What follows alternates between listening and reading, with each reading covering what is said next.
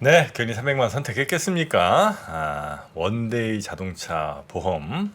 잠시 내가 하루 차를 맡아서 운전할 때, 이럴 때 이제 반드시 필요한 게 그날 하루 보험 이제 들어주는 거, 이런 거 필요한 거 아니겠습니까? 그렇죠. 무보험 안 됩니다, 절대. 특히나 누구 차 빌려 탔을 때, 아우 절대 안 돼. 고를 때 사고 나기 쉽거든요. 에이. 일단 내 차가 아니고 에이. 익숙하지 않고.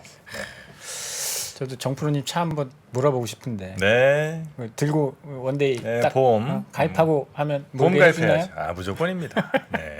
자, 그러면 우리 박근영 부장님과 함께 오늘 증시 마감 상황 한번 짚어보겠습니다. 오늘 굉장히 시작은 불안불안했거든요. 어서 오십시오. 네, 안녕하세요. 네, 반갑습니다. 네, 많이 보고 싶으셨죠? 구독자님들? 뭔데요? 어제 제가 하루 빠졌잖아요. 어제 하루. 예, 말도 없이 빠졌다고 말씀들이 네. 많으시더라고요. 어제 이제 우리 박근영 부장님이 자제분 군대를 갔습니다. 아이고 네. 우셨어요? 아니요. 울 수가 없겠더라고요. 왜요? 애가 3주 있으면 나와요. 캠프야 거의. 훈련소 갔다 나오면 저기 그 뭐 기술특례위원인가요? 뭐 이런 걸로 IT 업계에서 일하는 거예요. 김민재 선수와 동급인데 뭐 동급이라고요? 보는 건 다르더라고요. 같이 들어갔어요, 김민재 아니, 선수? 이제 김민재 선수는 3주 하고 나왔죠. 미네네 갔잖아요.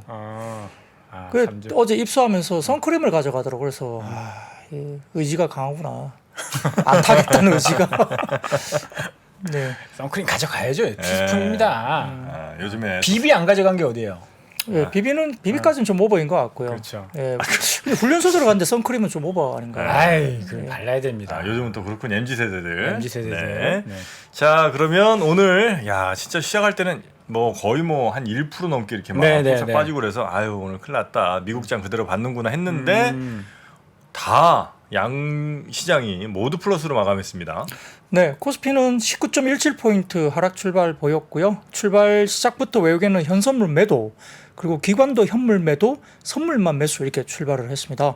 예, 전일 미국 증시에서 대형 기술주 중심으로 큰 하락세를 보인 점이 부담으로 작용했는데 9시 20분 이후에 외국인들 선물 매도 규모가 축소되기 시작하면서 주가지수 선물이 반등이 나왔습니다. 최근 시장 주도했던 반도체와 2차 전지 중심의 아침 조정세가 나왔고요. 전일 미국 증시에서 존슨앤존슨 등 헬스케어 섹터의 강세 때문에 다우지수가 상승했다는 점, 그리고 우리 정부의 바이오 2.0 정책 발표에 따른 기대감이 반영되면서 제약 바이오 섹터가 이제 강세를 보였습니다. 특히 그 가운데 AI 의료, 그리고 비만 치료, 치매, 당뇨, 임플란트 등의 관련주가 강세였고요. 그 외에도 오전에 건설과 보험, 정유, 통신 섹터 등이 강세였습니다. 기타로 CJ CGV 흑전 전환 소식에 컨텐츠 미디어와 골프 의류, 그리고 미용 의료 기기 관련된 테마주도 상승세를 보였습니다. 12시 30분을 지나면서 코스피가 상승 전환했고 1시 40분경 코스닥도 상승 전환했는데요. 거기에는 결국 포스코 홀딩스 급등, 그리고 포스코 퓨챔, 그리고 LG 에너지솔루션, 에코프로 그룹주 급등 전환이 영향을 미쳤습니다. 네. 외국인들은 선물 순매수 전환하면서 상승폭이 확대되기도 했습니다.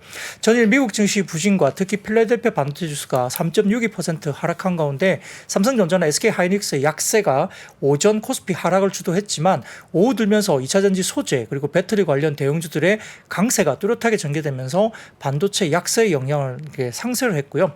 더불어서 이제 중국이 국가발전개혁위원회가 전자제품 및 자동차 소비 촉진 관련 조치를 발표하면서 그동안 예고됐던 부양책들의 가시화 기대감에 중화권 증시가 상승 반전한 영향에 코스피가 2600선 위로 올라오면서 이제 낙폭을 모두 만회했습니다. 외국인들은 코스피에서 전기전자 철강 중심으로 매도했고요. 의약품과 금융, 통신은 매수했습니다. 기관은 코스피에서 의약품 제외한 대부분 매도를 했는데 코스닥에서는 일부 제약주 제외한 대부분이 또 매도가 나왔습니다. 원달러 환율은 위안화 강세 영향에 추가적인 상승은 제한적이겠지만 1280원 초반 수준으로 올라왔고요. 업종별로는 시가총액 7위로 등극한 포스코 홀딩스 급등세에 철강 금속 강세였는데 포스코 홀딩스가 오늘 현대차를 제쳤나요? 시가총액이 올라왔습니다. 8등.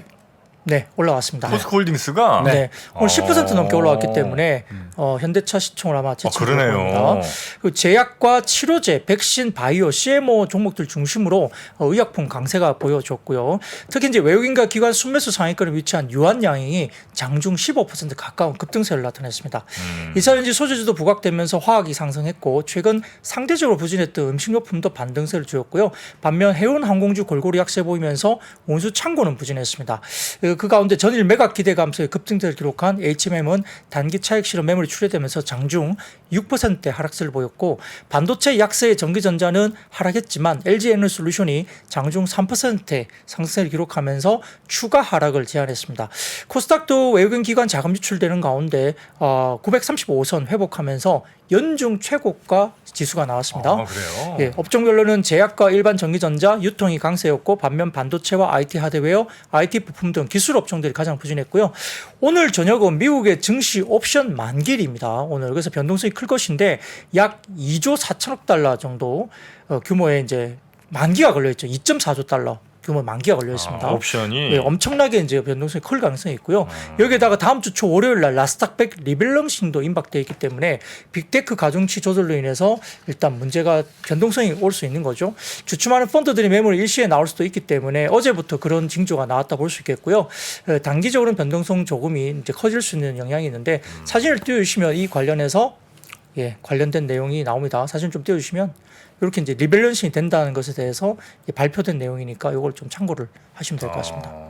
2.4조 달러, 한 3천조 원 정도 되겠네요, 그죠? 네. 야, 어마어마하다. 진짜. 규모가 뭐 비교가 안 되죠.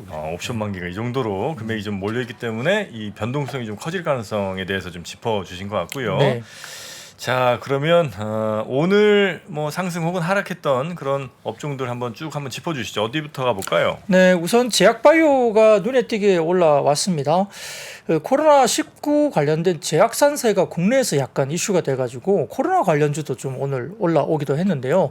최근 3주 연속 증가하면서 확진자가 6개월 만에 하루 3만 명이 넘는 제2유행 조짐에 대한 우려가 사실 나타나고 있는 상황입니다. 뭐 한여름까지 이제 독감이나 감기가 유행하고 있는 상황에서 아마 감시 체제가 이제 좀 여러 가지 부분에서 조금 많이 이제 줄어들었잖아요. 그러다 보니까 이 틈을 타서 독감과 그리고 코로나19가 동시에 번지는 멀티데믹, 그러니까 감염병의 동시 유행 관련된 우려가 사실 좀 있는 상황인 것 같습니다. 7월 둘째 주 신규 확진자가 18만 6,953명으로 전주보다 22.2% 늘었고요. 국내 신규 확진자는 지난 2월에서 6월까지 하루 1만에서 2만 명대 정도 수준이었지만 7월 들면서 하루에 연일 3만 명대를 오르내리고 있기 때문에 코로나 신규 확진자가 다시 조금 늘고 있는 부분이 보입니다. 그래요? 여름인데도 불구하고 지금 확진자가 좀 늘었죠. 그래서 약간 좀 우려가 되는 부분이고요. 또한 이제 정부의 바이오 정책 지원 기대감도 일부 있습니다. 이건 지난번에 한번 말씀드린 것 같은데 2030년까지 바이오 경제 생산 규모 100조 원, 수출 규모 500억 달러 목표를 달성한다는 계획이 이제 국내에서 발표됐고요. 특히 이제 소부장 관련해서 이제 바이오 분야 특화 잔지인 어떤 충북 오송에는 LG화학과 대웅제약 등이 1조 6천억을 투자할 것으로 또 이야기되고 있어서 바이오 관련된 이슈가 있습니다. 사진을 띄우시면 바이오 경제 2.0 실현을 위한 추진 방향 관련된 정부 발표이니까 요거는 좀 참고를 하시면 될 것 네. 같고요. 그다음에 이제 어제 같은 경우에 미국 증시에서 글로벌 제약사인 존슨앤존슨이 시장 예상치를 상회하는 실적을 발표하고요. 연간 전망치도 상향 조정했습니다. 더군다나 SK케미칼이 아스트라제네카와 당뇨 복합제 위탁 생산 공급 계약을 체결하면서 급등을 했거든요. 그래서 이와 관련된 부분에서 바이오 투자 심리를 개선시켰고 존슨앤존슨은 전일 6% 넘는 급등세를 또 미국에서 나타냈기 때문에 오늘 관련된 뭐 복제 바이오 의약품이라든지 그다음에 뭐 면역 항암제, 유전자 치료제, 그다음 마이크로 바이옴 등등에 이제 관련된 제약 바이오가 동시다발적으로 올랐고요. 아까 말씀드렸듯이 이제 코로나 관련된 종목들도 좀 오늘 이제 많이 이제 좀 올라왔다는 점에서 좀 이렇게 주가들이 움직였는데 이와 관련해서 미래에셋증권에서 이제 관련된 이야기가 좀 나오는데 특히 이제 최근에 관심은 이겁니다. 당뇨하고 비만 쪽이 엄청나게 지금 핫 이슈예요. 지금 당뇨, 비만. 날아다니는 종목 하나 있지 않습니까? 뭐예요? GLP-1인가? 그게 이제 당뇨약인데 비만 뭐 이런 데도 효과가 있다 그래서 원래 이제 팩트론? 뭐 주가가 뭐 달려요? 수직으로 이렇게 맞습니다. 올라갔어요. 예, 그와 관련해 그 미래에셋증권에서 이제 이야기를 코멘트를 냈는데요. 항암제나 희귀 질환 등 조건부 허가가 가능한 시장하고는 달리 당뇨나 비만 등 대사나 만성 질환의 경우에는 대규모 임상 3상이 필요한데 이런 부분에 대해서는 국내 바이오텍이 접근할 수 없는 빅파마의 영역이다. 근데 그렇기 위해서는 글로벌 당뇨 비만 시장은 노보 노디스크라든지 그다음에 일라이 릴리 이런 과점 시장이 될 것으로 보였다. 이게 다 외국 네. 기업이잖아요. 그래서 이 두 회사의 체중 감량 효과 데이터 외에도 심혈관 질환 리스크 감소라든지 신장 관련 추가 저항증을 위한 다수의 임상 대규모 3상이 진행 중에 있다라고 봅니다. 그래서 국내 업체의 비만 R&D 신약 개발은 대부분 전임상 단계이기 때문에 직접적인 경쟁은 사실은 불가능한 상태다. 그런데 이 노보와 그다음에 일라이릴리의 경쟁 구도에서 파생되는 것들에 대한 침투는 가능하다. 약간 파생되는 쪽의 이야기를 보자는 거죠. 그래서 네. 세 가지 종목을 말을 했는데 비만 치료제 공급 부족을 겪고 있는 상황에 DPCMO 가능성이 있는 한미약품 CM을 받을 수 있다는 거죠. 그 기존 1주 제형의 위고비나 마운자로의 4주와 8주의 서방형 제제 개발 중인 펩트론 그리고 비만 치료 공급 부족을 겪고 있는 상황에서 아까 말씀드렸던 뭐 한미약품이나 유한양행, 이 위고비와 병용요법의 가능성을 제시했던 이 뭔가 개발하고 있는 유한양행 이런 것들이 이제 이야기가 됐습니다. 그러니까 이제 그 빅파마들과 직접 경쟁은 사실상 불가하지만 네. 그 빅파마들이 만든 약과 함께 병행해서 사용하면 괜찮을 약이라든지 네. 이런 좀 약간 틈새 시장 같은 거 네, 그렇죠. 이런 건 우리가 충분히 노려볼 수 있다는 네, 얘기군요. 맞습니다. 예, 네. 그래서 그거를 표로 이렇게 제시를 했는데요.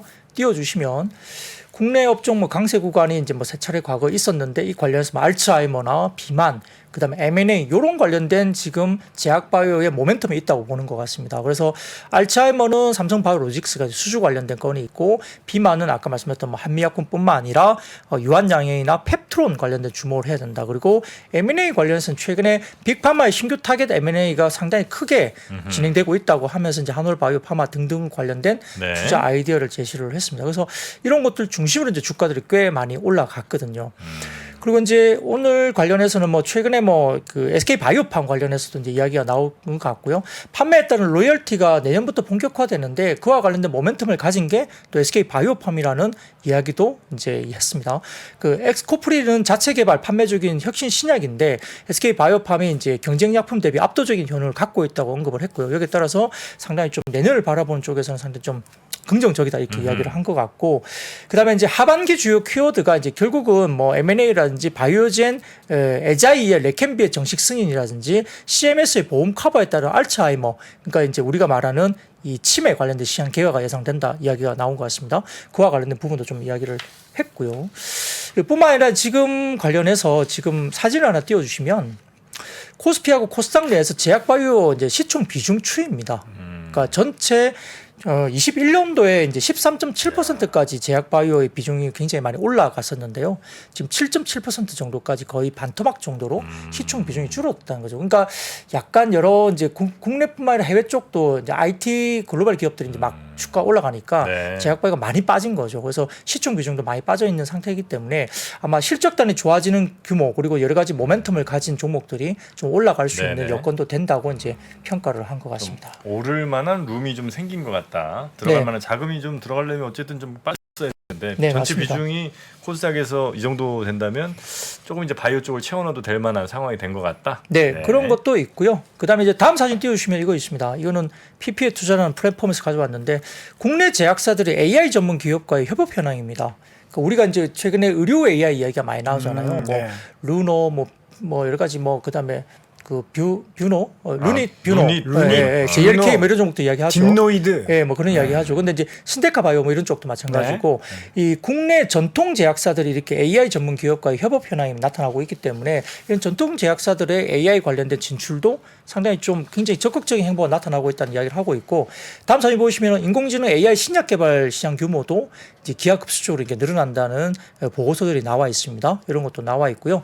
더군다나 이제 미국 의회가 위고비 관련된 그 체중 감량 약물의 비용 지급을 금지했던 메디케어를 지금 바꾸기 위해서 미국 의회가 조치 중에 있다는 이야기가 나오고 있거든요.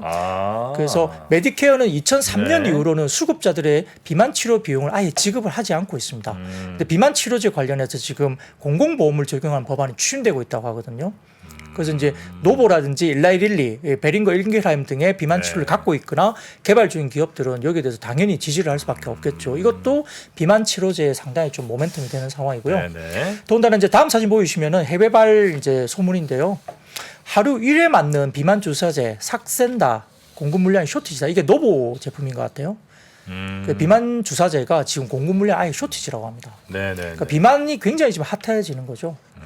그래서 싹센다 위고비가 하여튼 뭐 전 세계 무슨 저 헐리우드 배우들도 뭐 엄청 사용을 하는 것 같고 네네. 미국에서 좀 경제적 여건이 좀 되는 분들 왜냐하면 그게 이제 비용이 좀 비싸잖아요 아직은. 네. 근데 그래서 많은 분들이 사용을 하고 있는 것 같은데 그 효과가 어느 정도 사람들 뭐 입소문에도 충분히 좀 나고 있는 것 같고 근데 여기에다 만약에 말씀하신 것처럼 공공보험까지 만약에 여기에 들어가게 되면 그러면 사실 미국에서는 대체로 좀 저소득층의 비만 비율이 훨씬 높잖아요. 네. 그러면 아마 꽤 물량 자체가 늘어날 수밖에 없는 그런 네. 상황이 아닐까 싶네요. 그렇죠. 뭐 비만 주사제나 뭐가 나오면 저도 한번 해보고 싶거든요.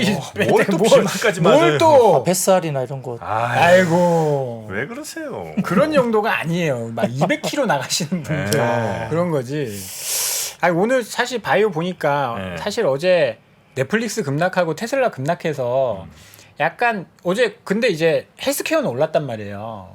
미국에서는 이제 헬스케어가 같이 주니까. 네. 그래서 아 우리도 많이 빠진 헬스케어가 좋겠다라고 해서 시작은 굉장히 좋았는데 이게 또 2차 전지가 올라오니까 뭐 SK케미칼도 막 급등해서 출발해서 그냥 쭉 밀려버리고 네. 또 그렇게 나오더라고요. 그리고 그렇죠. 오늘 네. 맞습니다. 오늘 사실 루닉 같은 거는 그 뭐예요 보호예수 1년 이거 끝났다 그래서 주가가 또 빠졌는데 오늘 장 마치고 딥노이드가 또 유중 발표를 했더라고요. 주주 배정.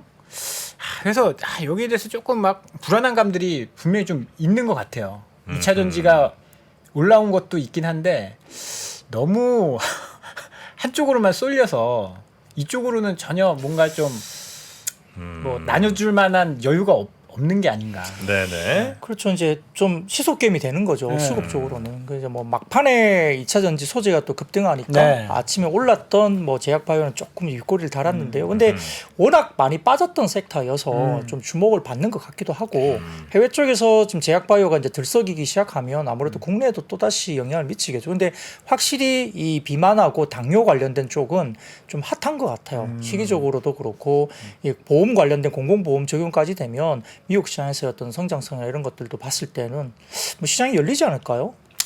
네, 뭐 우리가 이제 비만이나 그다음에 뭐 대머리 관련된 이런 곳은 굉장히 지금 돈을 들여서라도 뭐 만약에 그럼요. 약이 있으면 하고 싶은 사람이 굉장히 많을 금연 거예요. 요 세 가지 비만, 탈모, 금연.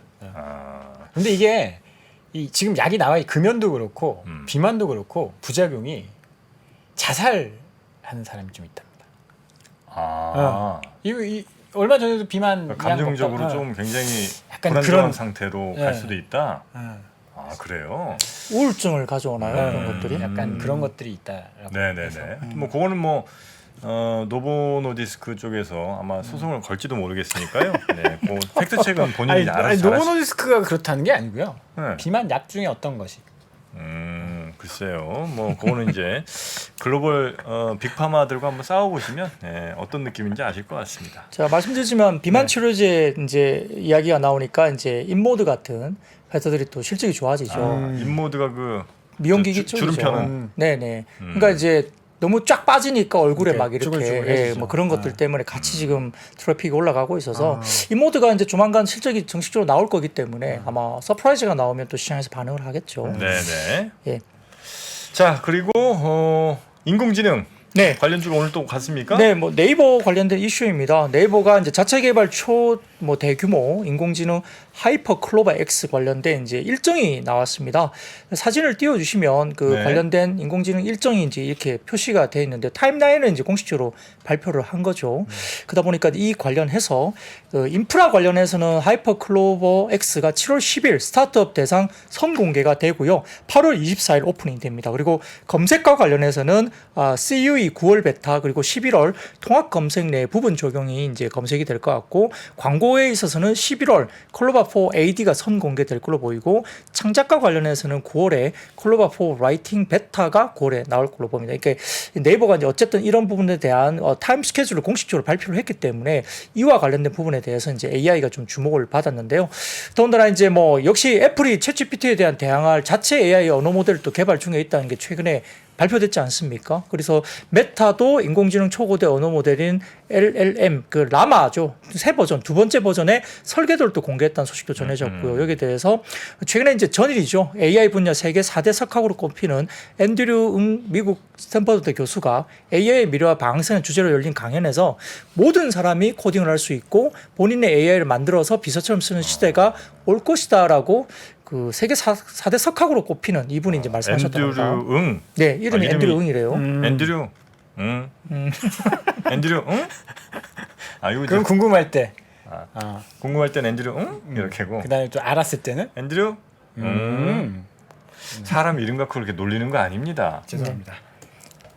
네. 아무튼 뭐 그런 부분에 대해서 신테카 바이오라든지 네. 뭐 솔트룩스, 라운피플, 셀바스 등등이 이제 주가 올라왔는데 아무래도 이제 AI 쪽이 또 좋아지면 최근에 보면은 반도체에 빠지고 하드웨어 쪽이 빠지면서 소프트웨어 쪽으로는 이제 AI 쪽이 네. 좀 넘어왔다는 네, 평가를 네, 좀 받았잖아요. 그러다 보니까 지난번 마감 시간 때도 잠깐 말씀드렸는데 다소 조금은 AI가 이제 반도체 쪽으로 확 집중이 됐다가 그게 이제 하드웨어적인 면이잖아요. 그 다음에는 이제 소프트웨어적인 면으로 이제 좀 넘어온 감도 있어서 그게 얼마나 갈지. 그러면 결국은 소프트웨어가 엄청나게 개발되고 막 많이 뭔가가 오픈이 되면 다시 하드웨어로 갈 수밖에 없거든요.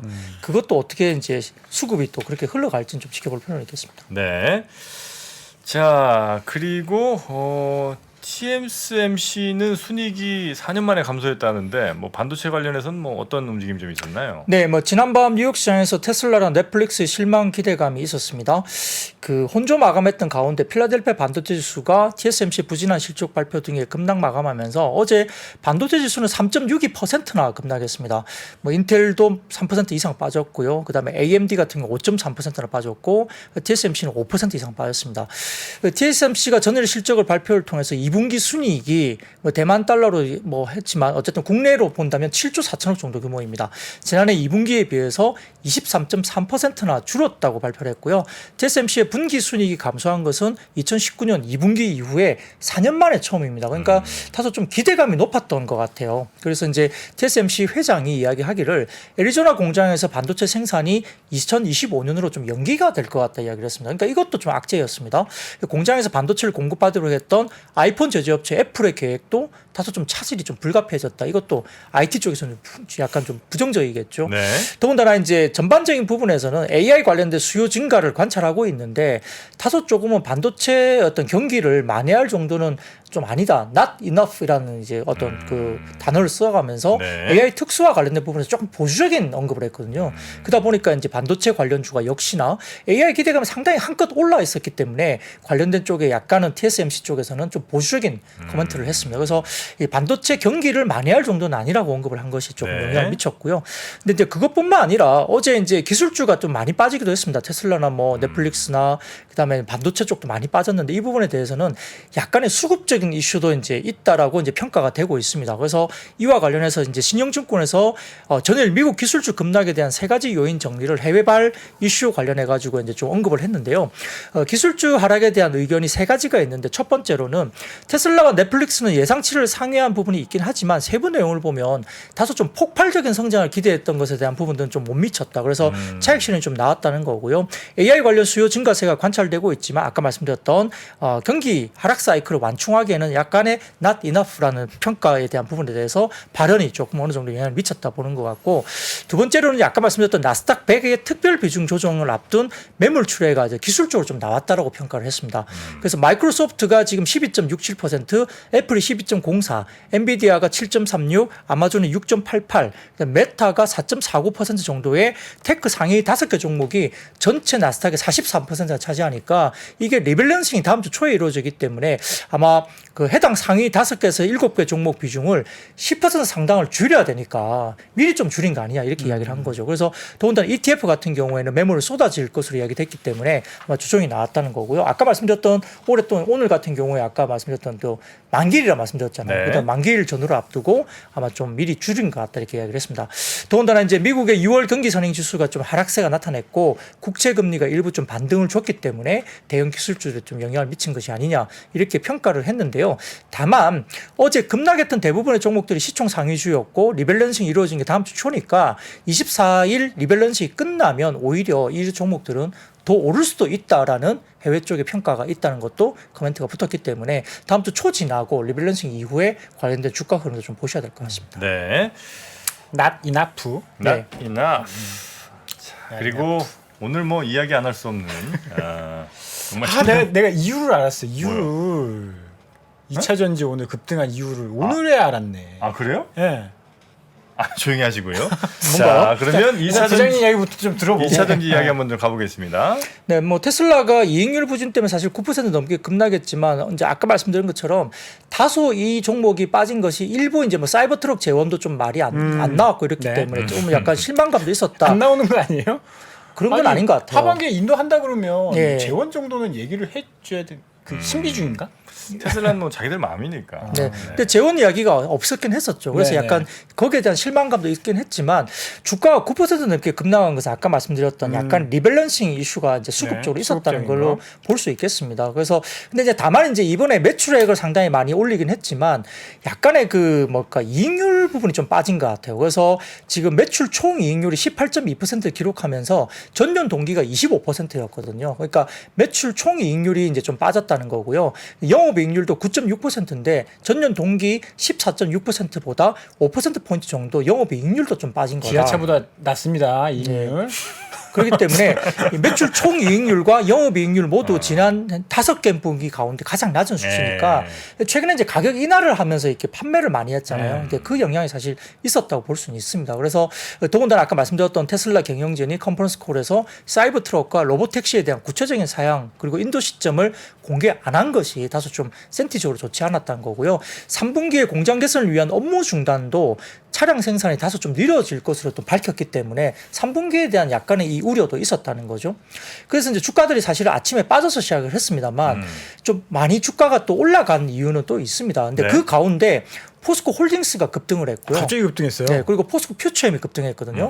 그 이유가 일부 여기서 찾을 수 있습니다. 자, 첫 번째 사진을 보여주시면 맥쿼리 해외 쪽 IB 쪽에서 포스코 관련해서 60만 원의 그러니까 그 뭐죠? 타겟 프라이스 목표 주가 제시했어요. 효과 상향. 예. 그러니까 글로벌리 50만 원 이상 낸 그게 아마 해외 쪽 IB에서 없었던 것 같아요. 50만 원이 탑이었거든요. 근데 맥쿼리에서 60만 원의 목표 주가 제시한 리포트가 나오면서 기존에 이제 천정을 뚫어버린 거죠. 예, 그리고 다음 사진 보이시면 맥쿼리 쪽에서 포스코 퓨처엠에 대해서도 아마 60만 원의 타겟 프라이스를 냈습니다. 포스코 퓨처엠이 아마 40만 원대 중후반 정도 거래가 됐죠. 그런데 네. 이제 이런 부분도 포스코 퓨처엠에 대해서도 60만 원 타겟 프라이스를 내면서 상당히 좀 공격적인 리포트가 나왔어요. 그러다 보니까 이제 쫙 끌어올려 버리면서 포스코가 땡겨 버리니까 네. 이 관련해서 이제 그 에코프로 그룹도 이제 좀 뭐가 따라 있나 올라가는. 보다 그러면서 예, 다 예. 같이 그렇겠죠. 네.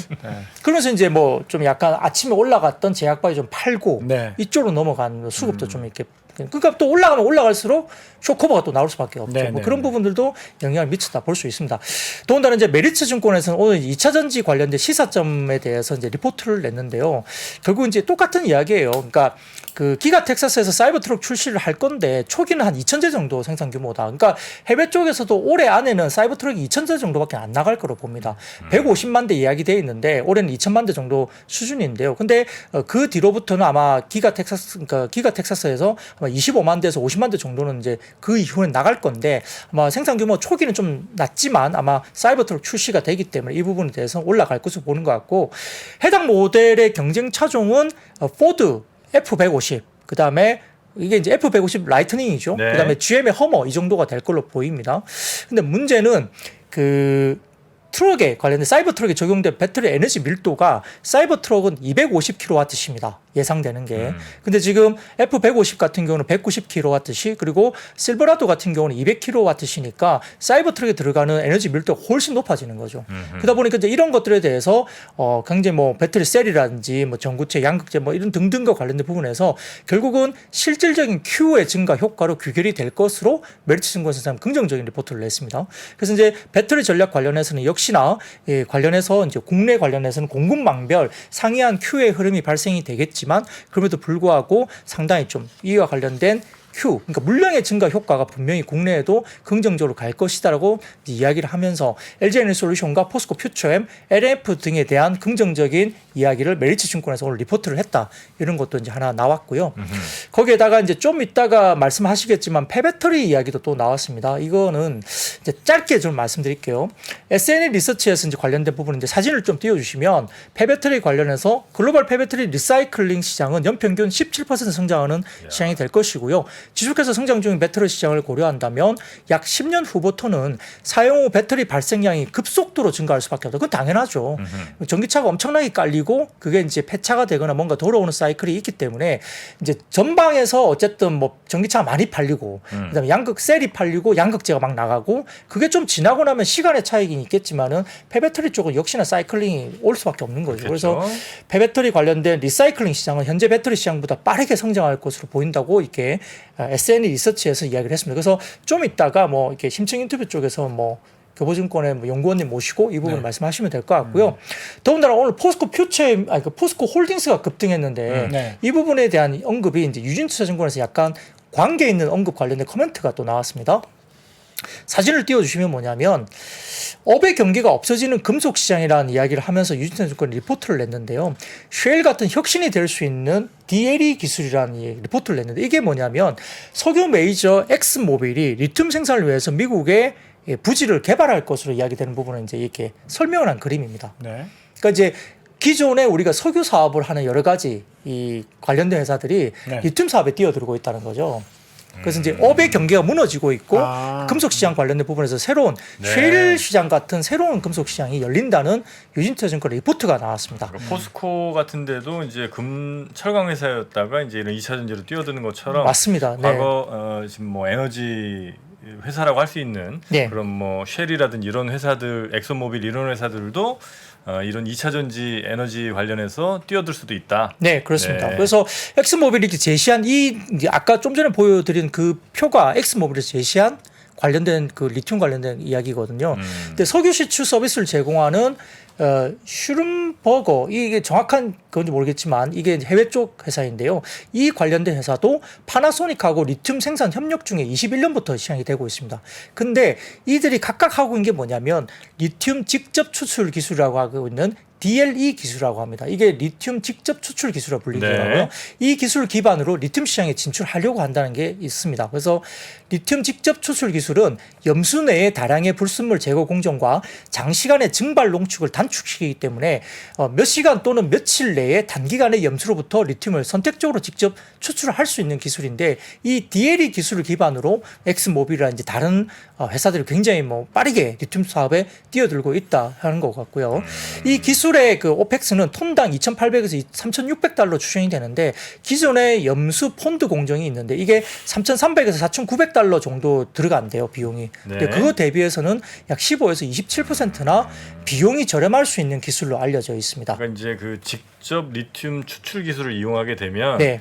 이전까지는 이제 그 염수 뭐 이른바 뭐 바닷물 같은 거에서 막 엄청 말려갖고 거기서 힘들게 리튬을 이제 어떻게 채굴을 해왔었는데 네. 뭐 이제 직접 채굴을 하는 방식으로 이제 바꾸게 되면은 생산 단가도 과거 톤당 한 3,300에서 5,000불 가까이 되는 거를 톤당 2,800에서 3,600불 정도로 낮출 맞습니다. 수 있다. 네. 리튬 가격이 좀 내려가는 거네요, 그러면. 네. 그리고 시간도 굉장히 빨라지고요. 네. 그래서 이제 이게 아직 개발 단계긴 하지만 25년 정도부터 상업 플랜트 도입이 예상되기 때문에 상당히 빨리 올 수도 있는 거죠. 근데 이걸 이제 업의 경계, 그러니까 이제 뭐 석유하는 회사 갑자기 이거 뛰어들고 그 포스코도 마찬가지죠. 그래서 지금 그 기존의 광산업체인 에라메티스라든지 그다음에 리번트, 그다음에 알컴 이런 종목들도 이제 다 석유 수출 기술이 있는 석유 메이저들이 다 뛰어들고 있는 거죠. 근데 이제 포스코 같은 경우는 포스코 같은 경우는 포스 LX라는 회사가 있대요. 네. 포스코 또한 2010년도부터 염수 리튬 직접 추출 원성 기술을 개발한 바가 있고 포스 LX가 이게 포스코 그룹 내에 있는데 염수 광석에서 인산 리튬으로 바꾸고 이걸 탄산 리튬과 수소한 리튬의 과정을 거치면서 3개월이 걸리는 과정인데 기존의 자열 증발 공정이 이제 12개월에서 18개월 정도 걸리는 공정인데요. 이거 대비 생산 기간이 3개월 정도에 끝난다고 합니다. 네. 생산 기간을 굉장히 짧게 하는 포스코 그룹 내 기술까지 이제 언급이 되면서 포스코 홀딩스가 그래서 주목을 받은 거죠. 네네네네. 그래서 저희 3프로에서도 저희 기자가 직접 그 칠레에 있는 리튬 광산을 갔어요. 광산이라고 하면 이렇게 막 불 파고 들어간 데가 아니고 네. 어마어마하게 넓은 부지에 이제 그 염수를 막 뿌려갖고 거기서 네. 이제 말린 거에서 다시 이제 리튬을 채취하는 이 과정들을 포스코와 함께 이제 그걸 좀 촬영해서 업로드한 게 있으니까 좀 한 몇 달, 두세 달 된 것 같은데 그것도 한번 찾아서 보시면 굉장히 그 산업을 이해하시는 데는 도움이 좀 될 겁니다. 네, 결국 이제 리튬에 대한 평가를 좀 더 프리미엄을 주는 것 같아요. 그러니까 포스코 그룹은 그 포스코 퓨처엠이 내재화 100% 가능해지고요. 네. 리튬 관련해서는 에코프로 그룹은 내재화가 27년 기준으로 한 26% 정도 내재화가 가능합니다. 그러니까 에코프로 그룹과 포스코 그룹이 그 내재화 관련된 프리미엄을 받고 주가들이 오르고 있다 이렇게 볼 수 있습니다. 네. 약간 요새 그런 것 같아요. 그 사실 포스코 홀딩스나 LG 화학도 둘이 비슷한데 원소재에 대한 개발을 누가 좀 더 적극적으로 하고 가능성이 있느냐 그것 때문에 포스코 홀딩스는 지금 막 급등하고 있고 네. LG 화학은 조금 묶여 있는 그런 상황이고 에코프로랑 LNF 사실 오늘도 LNF는 떨어졌거든요. 아 그랬어요? 네. 에코프로는 계속 급등하고 있는데 거기에는 뭐 여러 가지 이유가 있겠지만 원소재 관련된 것도 좀 있는 것 같고 뭐 공매도 뭐 스퀴즈도 좀 있겠죠 뭐. 그리고 또 결정적인 거는 뭐 그런 수급적인 것들 그리고 인간 지표적인 것들도 분명히 내가 오늘 알았어. 아니 분명히 지난달까지는 갖고 있었던 것 같은데 네. 맨날 제 옆에서 막 에코프로 계속 검색하고 있고 아하. 떨어지면 안 되는데 그래도 어느 수인가 우리 정프로님이 에코프로를 신경을 안 쓰더라고요. 정프로는요 네. 수익을 잘 참지 못해요. 플러스 얼마 났다 치면 손실은 참고. 손실은 잘 참죠. 네, 수익을 못 참아. 30% 네. 났다? 20% 아유, 났다? 그러면 못 참지 이건. 그거는 무조건. 아. 네. 어느 순간 바로 매도 정프로님이 리포트. 팔았고 에코프로가 급등을 해버렸어. 그만합시다. 네, 자 그리고 팔았어. 넷플릭스 실적이 굉장히 좀 사실 뭐 그렇게 많이 실망할 건 아닌 것 같기도 하던데. 테슬라랑 비슷하죠. 네, 네. 영상 콘텐츠 관련해서 좀 하락이 있었군요. 네, 맞습니다. 뭐 넷플릭스 실적 실망감 뭐 이렇게 어제 8%. 근데 이것도 이제 비슷해요. 그러니까 수급적인 이슈도 조금 있었을 것 같고 이제 매출은 81억 8,700만 달러, 10조 3,700억, 영업이익이 18억 2,700만 달러, 2조 3,100억. 야, 이제 분기에 뭐 영업이익을 뭐 이렇게 2조씩만 내니까 이게 국내 반도체 회사하고 거의 비슷한 수준인데요. 이게 이제 매출은 전년 동기 대비 약 2.7% 그리고 영업이익도 15.8% 증가한 겁니다. 근데 이제 여러 가지 부분에서 이제 시장 예상치 상회했지만 뭐 여러 가지 부분에서 이제 3분기 매출 전망치를 시장 예상치보다는 조금 낮게 보수적으로 제시를 했습니다. 그러다 보니까 넷플릭스 관련된 부분에 대해서 약간의 뭐 실망감이 있었다고 하는데 근데 이거 갖고 이제 주가가 뭐 8% 넘게 빠지나 이렇게 생각할 수 있기 때문에 아마 약간의 3분기에 대한 뭐 보수적인 전망치 앤드 수급적인 이슈가 아닐까 싶긴 합니다. 뭐 그러다 보니까 국내에 이제 여러 가지 이제 그 영상 컨텐츠를 제작하는 종목들이 좀 빠지기는 했는데요. 다만 오늘 이제 그 컨텐츠 미디어 쪽으로 관련해서는 이제 CJ CGV가 급등이 나왔거든요. 그래서 이제 오랜만에 2분기에 어떤 OP, 그러니까 영업이익이 흑자 전환을 한 것이죠. 158억 이제 흑자 전환했고요. 전년 대비해서는 2분기만 놓고 보면 약 320억이 이제 플러스가 된 겁니다. 그러니까 많이 올라왔어요. 그래서 반기로 봐서는 영업이익이 17억까지 올라왔기 때문에 4년 만에 흑자 전환이 된 것이 이제 일단 오늘 촉발제가 좀 됐습니다. 그래서 이게 뭐 얼마 정도까지 더 갈지는 모르겠는데 오늘 대신증권에서 리포트가 나왔는데요. 사진을 띄워주시면 대신증권에서는 추정치를 이렇게 추정을 했습니다. 올해 연간 추정치는 영업이익이 662억까지 올해 나올 것으로 보입니다. 그리고 이게 2019년 대비 54% 수준의 영업이익이 올라올 것으로 추정을 했고요.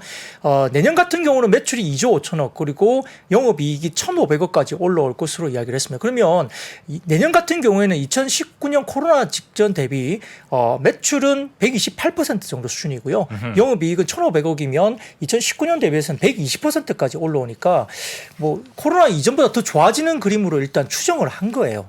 대신증권에서는. 그래서 이제 이 부분이 정말 지켜질지는 봐야 되겠습니다. 근데 이제 좀 굉장히 좀 긍정적인 리포트를 대신증권에서 내긴 했는데요. 이 관련해서는 이제 CJ 올리브 네트워크스 관련된 편입 효과도 여기에 분명히 있습니다. 편입을 했기 때문에 그렇죠. 그래서 CJ 올리브 네트워크스가 내년 매출이 7,300억 원 그리고 마진이 534억 원 정도의 영업이익을 예상을 했고요. 그리고 CJ 파워캐스트 광고 사업부 편입에 따른 또 광고 매출 상승도 이제 CJ CGV 쪽에 있는 것 같죠. 이 부분도 있고, 그 다음에 팬데믹 기간 동안 비용 효율화가 이제 CJ CGV에 당연히 있을 수밖에 없죠. 그래서 사이트당 판관비가 2019년에 44억이었는데 올해는 36억, 그리고 이렇게 되면 2019년 대비해서는 82% 수준이니까 일단 비용이 많이 줄어드는 경우가 있습니다. 그래서 재무구조 개선 작업이 진행 중에 있는데 아무래도 역시나 이제 유상증자나 이런 것들이 있었기 때문에 물량이 또 우리가 여러 가지 좀 아쉬운 부분이 분명히 있죠. 나중에 오버행 이슈도 있을 수 있기 때문에 아마 좀 주가가 어떻게 갈지는 모르겠어요. 근데 이제 일단은 좀 좋아지는 그림으로 대신증권에서는 이야기를 했습니다만 부담스러운 부분이 분명히 있는 건 맞습니다. 네. 네. 그리고 아이폰 15가 조금 뭐 문제가 좀 생겼습니까? 네. 메리츠 증권에서도 이제 같이 언급을 했습니다만 더 인포메이션에 따르면 그 사진을 좀 띄워주시면 관련된 이슈가 해외발 기사 헤드라인을 갖고 왔습니다. 베젤 크기의 감소로 디스플레이 문제가 발생해서 애플이 아이폰 15 프로와 아이폰 15 프로 맥스에 대한 생산 문제가 있다라고 외신에서 나왔습니다. 디스플레이 공급사들이 베젤 크기를 줄이기 위해서 새로운 디스플레이 제조 공정인 LIPO 공정을 사용했는데 이 중에 다소 아쉽지만 국내 업체인 LG 디스플레이가 만든 디스플레이에서 문제가 발생했고요. LG 디스플레이가 금속 쉘에 융합되는 과정에서 신뢰성 테스트에 실패를 이루었다고 확인이 됐습니다. 애플은 테스트를 통과할 수 있도록 LG 디스플레이의 디자인을 조정하고 있고 조립에 사용할 수 있는 삼성의 디스플레이 패널은 보유하고 있다. 그러니까 삼성 디스플레이에 문제가 없는 거죠. 다만 이제 애플이 아이폰 15 프로와 아이폰 15 프로 맥스의 출시를 늦추지는 않을 것으로 보인다는 겁니다. 원래 어제 밤늦게 외신에서는 아이폰 15 프로 관련해서는 늦어질 것이라고 외신 보도가 나왔는데요. 오늘 아침에는 늦추지 않는 것으로 다시 정정 보도가 나왔습니다. 근데 다만 출시 시점에 공급 가능한 제품 수가 급격하게 적어지기 때문에 아마 공급 부족 현상이 일부 모델에 나타날 수 있다고 평가를 했습니다. 더군다나 이제 아까 말씀드렸던 대만의 TSMC의 애리조나 공장 건설이 1년가량 늦어질 것으로 제가 말씀드렸잖아요. 그러다 보니까 이 공장에 대한 반도체에서 공급받으려 했던 애플이 계획도 차질이 있을 수 있다고 볼 수 있겠고, 여기에 따라서 아마 TSMC 애리조나 공장 관련된 가동 지연이 애플의 계획에 영향을 주면서 예상되는 3나노 칩이 애플의 차기 아이폰 15 모델과 맥 모델에 사용될 예정으로 이야기됐기 때문에 이 애리조나 공장 관련된 가동 지연이 애플 관련된 약간의 어떤 새로운 신모델에 대한 어떤 공급 지연이 될 수도 있다 이렇게 보면서 다소 좀 LG 디스플레이나 이노텍, 그 다음에 하이비전 시스템, 닥산 네트워크스, 인터플렉스 등등 같은 종목들이 좀 빠졌다 이렇게 볼 수 있습니다. 네. 아이폰. 자, 그리고 다음 섹터도 한번 가볼까요? 네, 오늘 수출 지표 호주의 임플란트주가 상승세를 보였습니다. 그래서 표를 좀 보여주시면 이 다울투자증권에서 이제 이렇게 그 정리를 한 표인데요. 역시 이제 중간에 임플란트 쪽에 보시면 중국 쪽 지표가 상당히 좋았는데 이게 덴티움 쪽에서 상당히 좋았던 지표가 나온 것 같아요. 그래서 이렇게 좀 수출 지표라는 이런 것들이 좀 임플란트 쪽이 상당히 좋았고요. 임플란트 관련된 부분에 대해서 중국 쪽이 전년비 35.2% 늘어났고 전월비로도 19.3%, 이게 VBP 관련된 부분에 대해서 수출 지표가 상당히 좋게 나온 걸로 보입니다. 러시아도 전년비 12.4%나 늘어나서 러시아 쪽은 전쟁 중에서도 임플란트를 많이 가져가나 봐요. 희한합니다. 그래서 어쨌든 그렇게 수출 지표 호조가 나왔는데요. 이와 관련해서 다울투자증권에서 오늘 디오 관련된 목표 주가를 좀 공격적으로 상향 조정하는 디오 관련된 리포트가 또 나왔습니다. 그래서 중국과 미국의 매출 반등에 힘입어서 2분기 매출액과 영업이익 컨센서스는 부합이 될 것으로 봤고요. 미국은 상위 8개 DSO 중에 3개 업체와 계약을 완료했고, 그다음 캐나다 1위 DSO와도 계약 체결을 했다고 봅니다. 그리고 중동 매출은 65억 달성하면서 송금 제재 완화 등의 효과가 지속되고 있기 때문에 아마 이제 상위 8개 중에 3개 업체, 그러니까 이제 아주 대규모 프랜차이즈 이런 쪽 관련된 부분에 이제 계약을 한 걸로 디오가 확인됐다고 다울투자증권은 리포트를 냈습니다. 그래서 제품 비중 확대에 따라서 올해 2분기 관련해서는 이제 영업 인력 효율화도 있고 인건비도 많이 이제 빠지면서 OPM, 그러니까 영업이익 마진율이 23.3%나 달성했다 보입니다. 그래서 2022년 6월에 하트라인과 그 계약한 이래로 DSO 영업 개시한 지 1년이 경과됐는데 다른 업체들의 계약 또한 연이어 체결되고 있다는 점에서 상당히 긍정적으로 봤고요. 올해 같은 경우에는 영업이익이 414억 정도로 흑자 전환 기대되고 중국의 VBP 개시에 따른 임플란트 시장 확대 수혜도 예상된다 평가했고요. 사진을 띄워주시면은 다울투자증권에서 리포트를 내면서 이제 표를 가져와 봤는데 이게 디오가 소재지가 부산입니다. 네. 예, 그러다 보니까 부산시 해운대구의 임플란트 수출 추이인데요. 이게 분기별 막대 그래프거든요. 확실히 작년 하반기보다는 올해 1분기 이후로 또 확 좋아지는 그림이 보이죠. 그러다 보니까 디오 관련된 목표 주가 상향 조정이 이제 다울투자증권에서 나오면서 관련된 종목도 좀 올라왔다 볼 수 있습니다. 네, 알겠습니다. 자, 오늘 시장에 대한 이야기 쭉 한번 가봤고요. 네. 지금 이제 버거 얘기가 좀 나와서 월요일 오전 10시 반 10시 반 서여의도 서여의도 버거킹. 버거킹. 서여의도 버거킹 어딨죠? 서여의도 버거킹 왜 있죠? 거기 유명한 그래요? 데인데. 네. 서여의도 버거킹. 전에도 한번 쌌던 데인데. 저도 갑니다. 10시 10시 반. 네, 10시 반. 정프로가 여러분 오시면 네. 모시도록 하겠습니다. 정모하시죠. 대신 이번에는 그 무슨 뭐죠? 그 무슨 막 저 머쉬룸에 막 뭐 되게 비싼 세트. 그렇게는 좀 하지 맙시다. 그냥 버거킹은 뭐예요? 와퍼잖아요. 와퍼죠. 와퍼 세트. 와퍼 세트 혹은 주니어 와퍼 세트 요 두 가지 중에서 하나 알겠습니다. 가는 걸로 하시죠. 저번에 정말 아주 경악을 금치 못하고 심지어는 뭐 둘이 온 것처럼 해서 2개 뽑아드렸더니 하나는 싸가시더라고. 아이고, 아이고. 참나. 이건 아닙니다. 그때 상도는 진짜 어느 정도 나왔죠? 그때 제가 금액이. 한 100만 원 조금 안 나왔어요. 아, 90몇만 원 맞아. 나왔어요. 이번엔 채워야죠. 뭘요? 100만 원. 그런 거를 왜 아이고. 제 아니 뭐 제 우리 정프로님 서운해하십니다, 여러분. 지갑이 무슨 어떡해. 에코프로도 아니고 100만 원을 왜 채워야 되지? 100만 원 황제주.